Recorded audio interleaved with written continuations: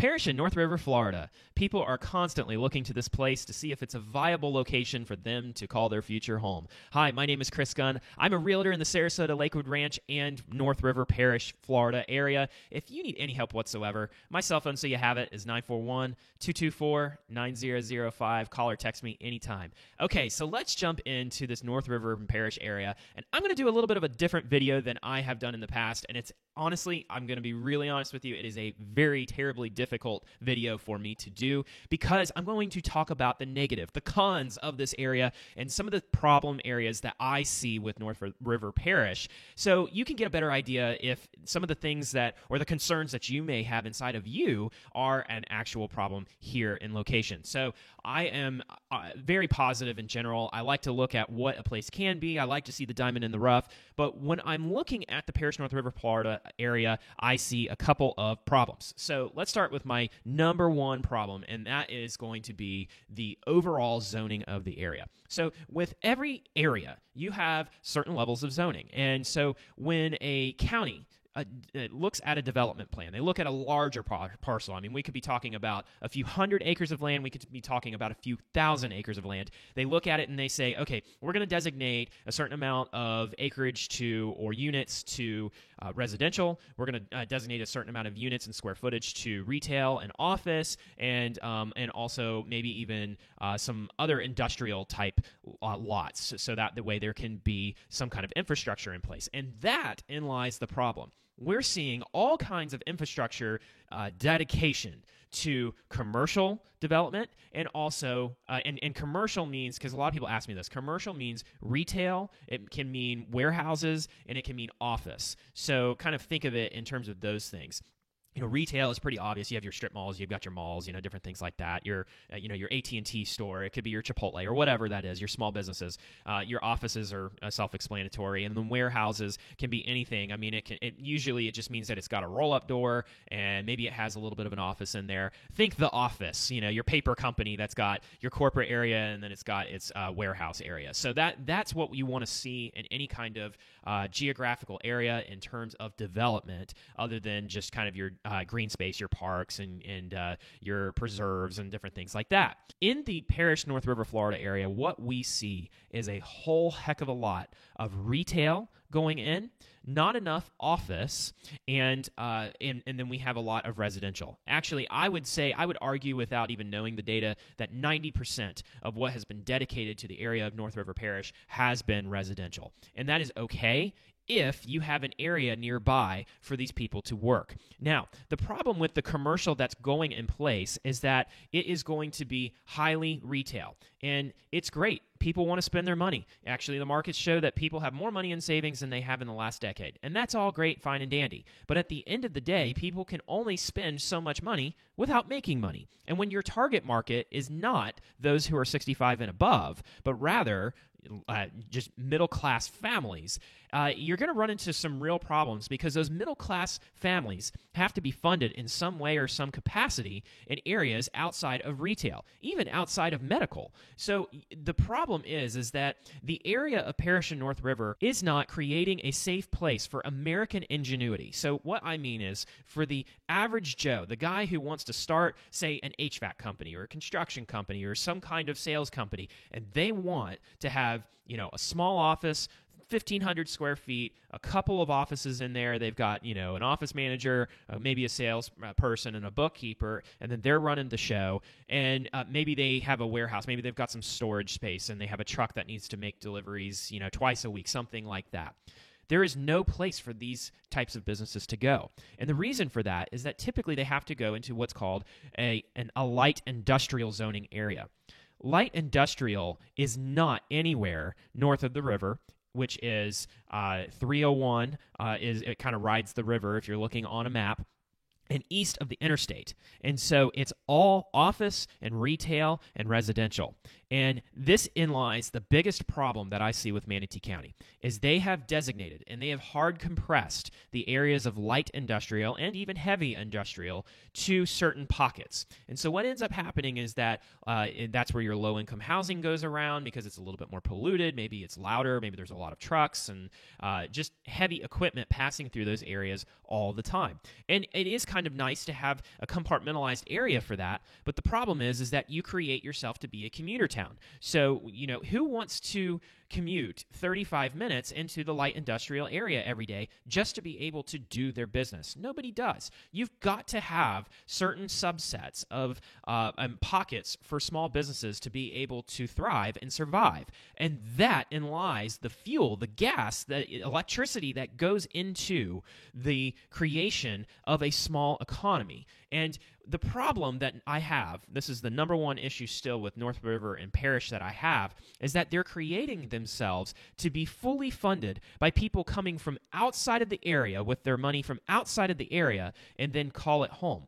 But then my problem, number two, is that they're not creating it to be an area that is good for seasonal traffic. And the reason that I say this is because with every neighborhood, with every area that you look at, or every home, there's a certain restriction in terms of how many months or how many weeks can go in between each rental period. Now, we are in the day of self-entrepreneurialism. So you have companies like VRBO and Airbnb, and these companies are helping people rent out their locations, 6 months out of the year, 5 or 4 months out of the year when the weather's not necessarily that great.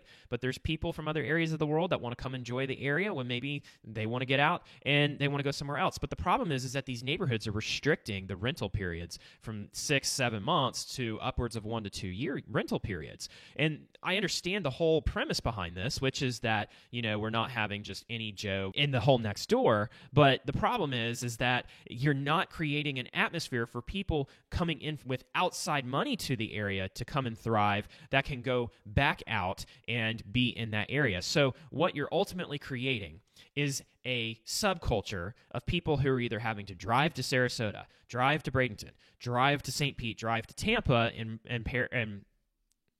Brandon and Riverview, but rather they're not able to live and work in the areas that they're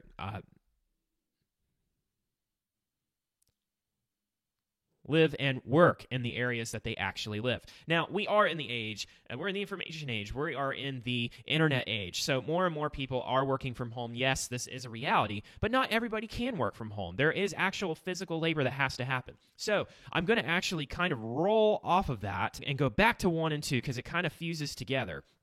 If you're HVAC company that wants to come out to the area, they have to park their vans somewhere. They have to have an actual headquarters. And if they have to make all these service calls way far out east from a hub that is 45 minutes away in traffic because everybody's having to drive and the traffic's bad, your service calls are going to go up. Your prices are going to go up. The availability of people who are going to be able to serve in your area is just plain going to go up. So what I'm seeing is that all this development is happening, but we're only doing a small subset of it. And kudos to Pat Neal for doing a great job in creating a neighborhood culture, but that's his background, is neighborhoods. That's what he does. Working with a public shopping center, that's his background. That is his focus. But he does not seem to have a grid for how an economy thrives, for how a government can really create tax revenue.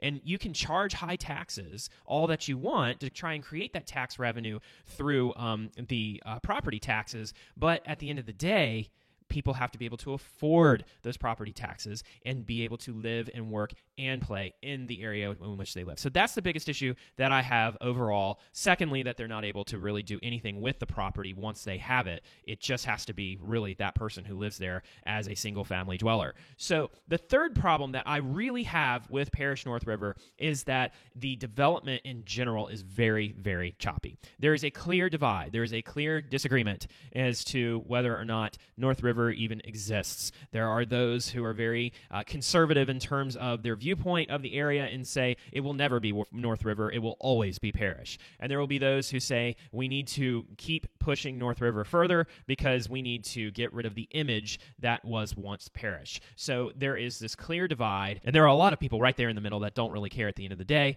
But what you find is that some areas are Parrish, some areas are North River, some areas you're not really sure about. But what you are going to find at the end of the day is that downtown Parrish proper, so this is the area east of Fort Hamer Road, off of US 301, is going to go through some kind of redevelopment. But it's not going through the same development lens, being that of Pat Neal. It's going more through the county. And the county is taking this area over to redevelop it, and they have had vision casting meetings. They have had board meetings to see what is it that we need to do to plan to make this a viable place, that's going to support and give strength and prop up the pricing that is going to be in North River. But how do we make it a place that's going to be attractive to new people? How are we going to expand eastward, but keep it the same old Parrish at the end of the day? And what you have is there is a redevelopment act in place. But what I find is here we again have a zoning issue, because where I would see, okay, there's a redevelopment plan, we need to kind of stick to a certain motif. We need to have a certain culture here. What it is doing in its strictness is it's actually restricting small businesses from coming in and really doing a great job. The infrastructure is not really in place. The taxation is not there, so you're not being able to get the money in and the revenues in to be able to pour back into the infrastructure to make it a place that more businesses can come. Maybe they're still running off septic or something like that, but you can't have, offices that are a certain size because they're using the toilet all day long. Just these small little issues that add up to really, really bigger issues at the end of the day have made this area what I would consider to be a ghost town. And once the development of what is to be Fort Hamer Road is completed, there's a gap in it, and it's got to get connected, and they're going to be done in the next year or so. Once that's done, nobody's going to have a reason to go through downtown Parrish. And what you're going to find is just like your typical small town story where they build the bypass that goes around it and everybody takes the highway, so the town that had all these people driving through it all the time just dies and crumbles. I think that you're going to have the same thing kind of happen in Parrish unless some real it's a mental change. It's a mental approach. It's a pro-growth approach while still conserving. And I think they just went too restrictive on what they're trying to accomplish, and they're not allowing people to come in and start that engine and bring attraction and bring excitement to that area. And so the Parrish that could be isn't really going to come as quickly as I think. So that's just kind of my opinion on that, and that is my number 3 con for this area. So let me go to number 4. Number 4 is simply the type of home that is being built in the area. Now, I expect this to change with a couple of the developments going in, but what I am finding is that you have a significant gap between what is to be what I would call the cheap home, starter homes, these are your KB homes, MI homes. It just kind of depends on the model. Your Syntex, your Pulte home, your home that is your 3.2, it's 14 to 1,800 square feet, right? And so when you're looking at these types of homes, you're definitely going to get a cheaper quality. I mean, these are starter homes. But then your next step-up neighborhood is going to be your West Bay neighborhood, and these homes are going for, $1 million. So what you find is that seems to be a gap. And I think that this is generally market created. I don't think that this is because of a lack of intention. I'd like to see more homes that are on a little bit of a larger plot. They cost a little bit more, and they're going to be built by a bit of a higher quality builder. I think we're going to get there. You have Neal Communities is actually going to be putting in a new community in there. Lennar is a questionable builder in terms of quality, but I know that they're going to do some more what I would call estate lots, homes that have a little bit more of a luxurious touch to them. And so what you may find is that, I was looking with a client very recently, and they just like the model it's very open and it's wide, right? And you walk in and you're immediately drawn out almost just to the pool area, if there is a pool, just outside, and it draws you in.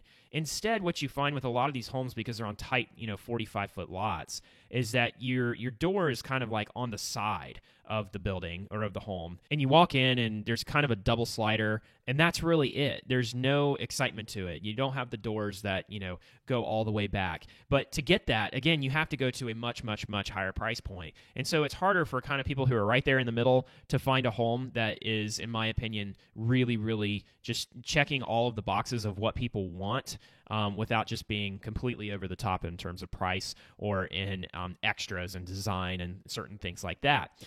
One of the builders who, in my opinion, kind of accomplished that was David Weekley Homes, where they have a 2,500 square foot home and it's all one story, but they sell out like crazy. So it's just, when they do get them, they're just gone so fast. So that's really the number one thing that I see as a problem. Okay, so number 5. This is my kind of going back to zoning again, but see, here's the thing. Planning and development all comes down to zoning, and so you really have to understand the bigger picture in terms of zoning to see why things happen the way that they do. But ultimately, number 5 is that there is just not going to be enough what you would call commercial on the sides of Moccasin Wallow Road. Now, Moccasin Wallow is the main east to west artery that connects the interstate to Parrish. And so what you find is that the residential is actually going all the way up to the road.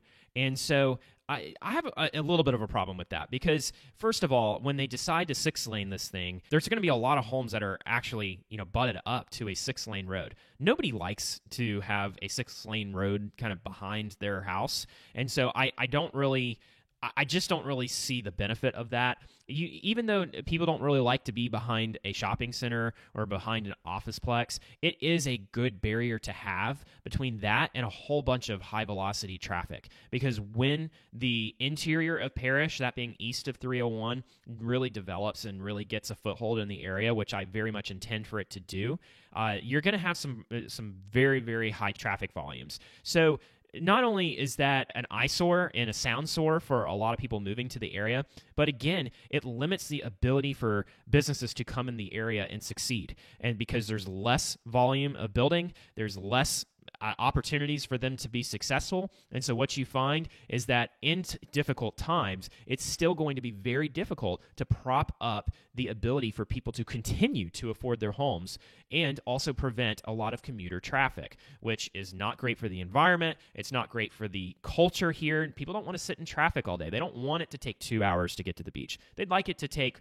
less than an hour, but if it should be an hour to the beach, then it should be an hour to the beach, not an hour and a half, not 2 hours. But what we find is that the driving culture that's being created by the zoning at the end of the day is getting us to a traffic nightmare here in the future, which costs more in taxes because we have to pay for the infrastructure development and for the sewer development and everything that comes with that. So I'm going to beat this dead horse maybe a little bit more in just a minute, but at the end of the day, this is what you have to understand. Okay, so let me get to my last con at the end of the day with Parrish and North River and the problem that I have with it. And this is going to be more for the people who are have wanted to get into Lakewood Ranch, but maybe they've been priced out of the market or it's just too competitive to be able to get in. And that is that North River is very choppy. Parrish is very choppy in terms of its blend to Lakewood Ranch. And here's the thing. It has the opportunity to blend to Lakewood Ranch in a very, very nice way. But it goes back to a little bit of a historical marker that happened right after Hurricane Irma, which I think was 2017, maybe it was 2018, when the Fort Hamer Bridge was built. And the Fort Hamer Bridge was the Kickstarter for the Parrish North River area because you didn't have a bridge that was east of the interstate. And you can only have so many people that want to go north on the interstate. We needed something more east to be able to get and cross the river. So they built the Fort Hamer Bridge, and they only built it to be 2 lanes. Now, they have some nice bike lanes and even a sidewalk in addition to that, but I mean, 2 lanes, and you should see it. I mean, you should see the amount of traffic that crosses this bridge all day long. And so the fact is that they undershot this bridge way too much. Now, the county prided themselves so much on the fact that it was paid off the day that it opened. But here's the thing. If you look at it on a cash basis, yeah, maybe. When you look at it on an accrual basis, the fact is that, no, you were in debt for another bridge because the fact is that they needed to 4-lane that bridge at a very minimum, and then they needed to 4-lane with a median the roads that connect to it. And so what you have is that there's a section on either side of the bridge, a pretty significant section, that's just a 2-lane country road. But the traffic just backs up on it so much. But then, once you cross the southern east to west road of the river, which is State Road 64, then it opens up to 4 lanes with a median. And once you cross over 301 on the new Fort Hamer section, they're doing an area that's it's 2 lanes, but it's got a median in it, and there's more traffic circles, but then that opens up to a 4-lane with a median section. So it's like it goes from small to bigger, but at the end of the day, all the people who are going north want to travel from the south, so you've got to get those people through. And unfortunately, it's not like water that when it goes into smaller spaces that it speeds up, right? Traffic doesn't work that way. When you have to squeeze it, it slows down and even stops. And so what you're finding is that the traffic backups are awful. And frankly, if you want to be in North River as an alternative to being in Lakewood Ranch, but still feeling like that you're a part of Lakewood Ranch, it's just not accomplishing that goal. So I think that there are some real infrastructure road development challenges that Fort Hamer Road between US 301 and State Road 64 have got to deal with before North River can be absorbed into the Lakewood Ranch culture. And I think that it can get there, but I think we're at minimum a decade away from that. And in terms of a bridge, I haven't even heard anything. So those are all of the negatives today for the Parrish North River area. If you have anything that you've seen about Parrish and North River that you just don't like it's just something that bothers you, I want to hear it. I want to see what you've got to say in the comments below. If you wouldn't mind subscribing to my channel, it really helps me advance my business and helps me get more onto YouTube and get into the right hands. Also, if you wouldn't mind hitting a like on this video. Also, if you have any questions, if you want to just talk real estate, if you want to just know if it's really my cell phone number, it really is, I promise. My cell for you, so you have it, is 941-224-9005. And check out this next video on your screen. All right, thank you so much. We'll see you next time.